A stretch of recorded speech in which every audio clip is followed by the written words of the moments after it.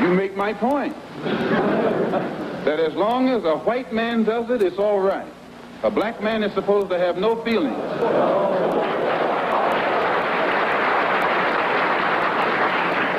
But when a black man strikes back, he's an extremist. He's supposed to sit passively and have no feelings, be nonviolent, and love his enemy. No matter what kind of attack, be it verbal or otherwise, he's supposed to take it. But if he stands up and in any way tries to defend himself, then he's an extremist.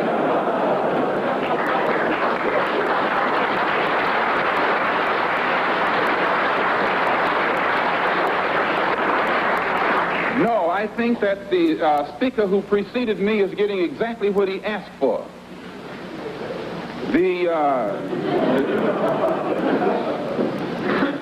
My reason for believing in extremism, intelligently directed extremism, extremism in defense of liberty, extremism in quest of justice, is because I firmly believe in my heart that the day that the black man takes an uncompromising step and realizes that he's within his rights, when his own freedom is being jeopardized, to use any means necessary to bring about his freedom or put a halt to that injustice, I don't think he'll be by himself. I live in America where there are only 22 million blacks against probably 160 million whites.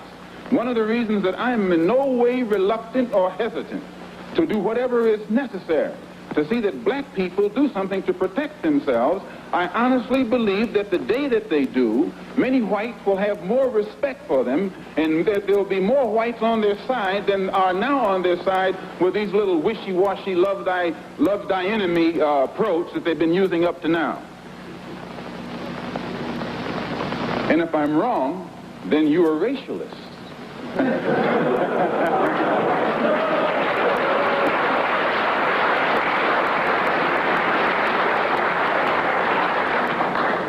As I said earlier, in my conclusion, I'm a Muslim. I believe in the religion of Islam. I believe in Allah. I believe in Muhammad. I believe in all of the prophets. I believe in fasting, prayer, charity, and that which is incumbent upon a Muslim to fulfill in order to be a Muslim. In April, I was fortunate to make the Hajj to Mecca and went back again in September to try and carry out my religious functions and requirements.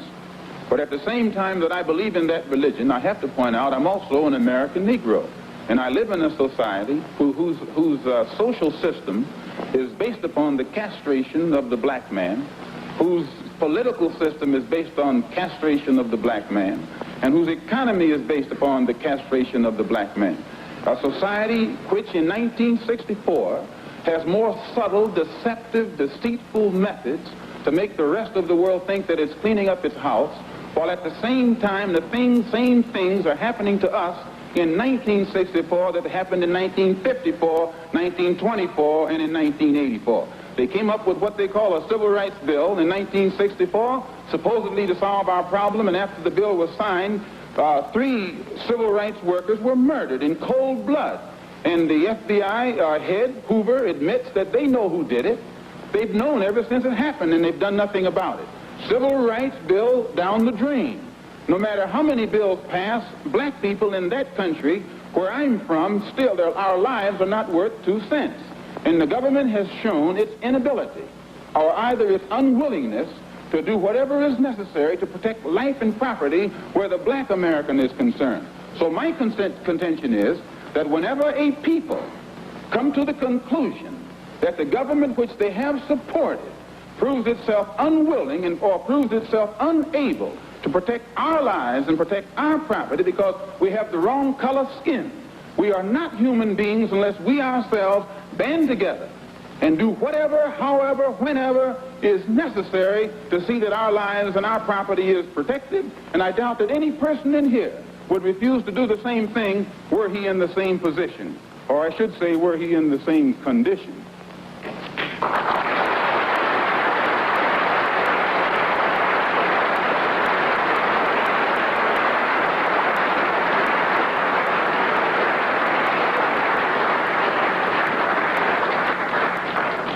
one step farther to see am I justified in this stand. And I say, I'm speaking as a black man from America, which is a racist society.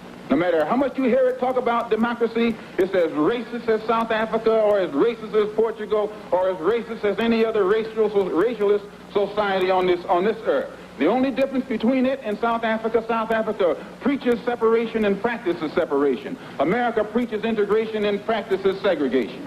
This is the only difference. They don't practice what they preach. Whereas South Africa preaches and practices the same thing. I have more respect for a man who lets me know where he stands, even if he's wrong, than the one who comes up like an angel and is nothing but a devil.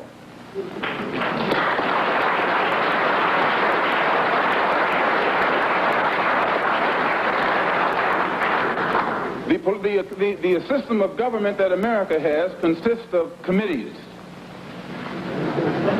There are 16 senatorial committees that govern the country and 20 congressional committees. 10 of the 16 senatorial committees are in the hands of Southern racialist senators who are racialists. 13 of the 20, this was before the last election. I think it's even more so now. 10 of the 16 committees, senatorial committees, are in the hands of senators who are Southern racialists. 13 of the 20 congressional committees were in the hands of Southern congressmen who are racialists, which means out of the 36 committees that govern the foreign and domestic direction of that government, 23 are in the hands of Southern racialists, men who in no way believe in the equality of man, and men who do anything within their power to see that the black man never gets to the same seat or to the same level that they are on. The reason that these men from that area have that type of power is because America has a seniority system. And these who have that seniority have been there longer than anyone else because the black people in the areas where they live can't vote. And it is only because the black man is deprived of his vote that puts these men in positions of power that gives them such influence in the government beyond their actual intellectual or political ability, or even beyond the number of people from the areas that they represent. So we can see in that country that no matter what the federal government professes to be doing, the power of the federal government lies in these committees. And any time a black man or any kind of legislation is proposed to benefit the black man or give the black man his just due, we find that it's locked up in these committees right here. And when they let something through the committee, usually it is so chopped up and fixed up that by the time it becomes law, it's a law that can't be enforced. Well, another example is the Supreme Court desegregation decision that was handed down in 1954. This is a law. And this law, they have not been able to implement this law in New York City, or in Boston, or in Cleveland, or Chicago, or the northern cities.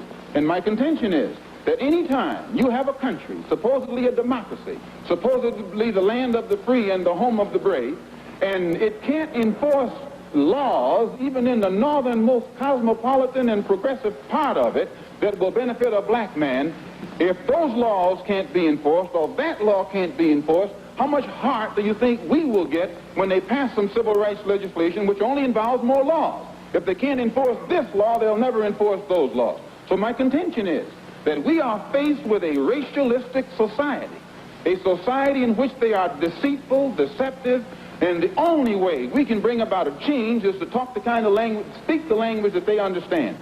The racialist never understands a peaceful language. The racialist never understands the nonviolent language. The racialist, he's spoken his language to us for 400 years. We have been the victim of his brutality. We are the ones who face his dogs that tear the flesh from our limbs, only because we want to enforce the Supreme Court decision. We are the ones who have our skulls crushed, not by the Ku Klux Klan, but by policemen, only because we want to enforce what they call the Supreme Court decision. We are the ones upon whom water hoses are turned with pressure so hard that it rips the clothes from our back. Not men, but the clothes from the backs of women and children. You've seen it yourself. Only because we want to enforce what they call the law. Well, anytime you live in a society supposedly based upon law, and it doesn't enforce its own law because the color of a man's skin happens to be wrong, then I say those people are justified to resort to any means necessary to bring about justice where the government can't give them justice.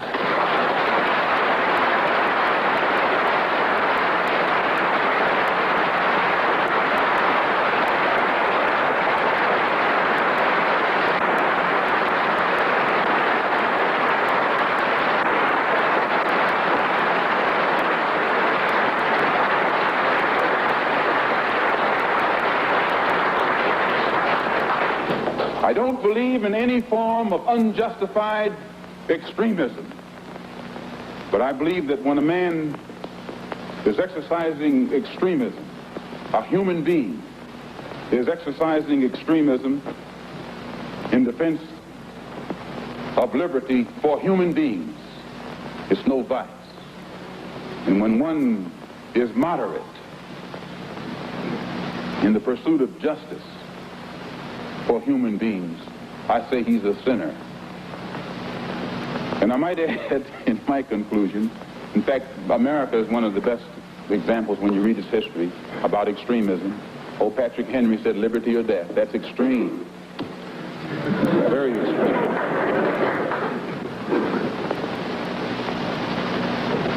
I read once, passingly, about a man named Shakespeare. I only read about him passingly, but I remember one thing he wrote that kind of moved me. He put it in the mouth of Hamlet, I think it was, who said, to be or not to be. He was in doubt about something. Whether it was nobler in the mind of man to suffer the slings and arrows of outrageous fortune, moderation, or to take up arms against the sea of troubles and by opposing, end them. And I go for that. If you take up arms, you'll end it. But if you sit around and wait for the one who's in power to make up his mind that he should end it, you'll be waiting a long time. And in my opinion, the young generation of whites, blacks, browns, whatever else there is, you're living at a time of extremism, a time of revolution, a time when there's got to be a change. People in power have misused it, and now there has to be a change, and a better world has to be built, and the only way it's going to be built is with extreme methods. And I, for one, will join in with anyone, don't care what color you are, as long as you want to change this miserable condition that exists on this earth. Thank you.